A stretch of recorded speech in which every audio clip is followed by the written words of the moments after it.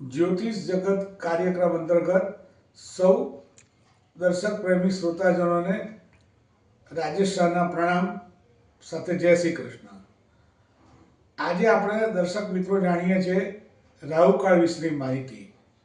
હવે રાહુકાળ એટલે શું? સામાન્ય માણસને પ્રશ્ન થાય। રાહુકાળ એ દરેક દિવસે આવે અને રાહુકાળનો સમય હોય છે 1.5 કલાક, એટલે કે 1 પ્રહર સુધી રાહુકાળ ચાલે। 7 દિવસના રાહુકાળના સમય જુદા જુદા હોય છે। રાહુકાળ રવિવારે જે સમય હોય એ સોમવારે બદલાઈ જાય। તો આવું કેમ?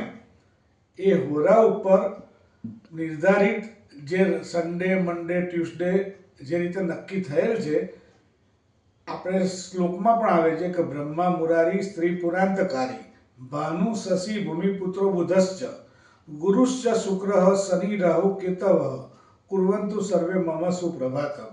આ અંતર્ગત રાહુકાળ, રાહુ પ્રથમ કોને રાખશે?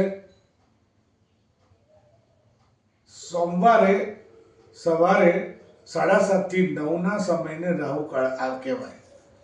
એવી રીતે શનિવાર હોય તો 9 થી 10:30 રાહુકાળ કહેવાય। 10:30 થી 12 શુક્રવારના રોજ રાહુકાળ આવે। 12 થી 1:30 બુધવારના રોજ રાહુકાળ આવે। 1:30 થી 3 ગુરુવારે રાહુકાળ ગણાય। 3 થી 4:30 મંગળવારે રાહુકાળ ગણાય।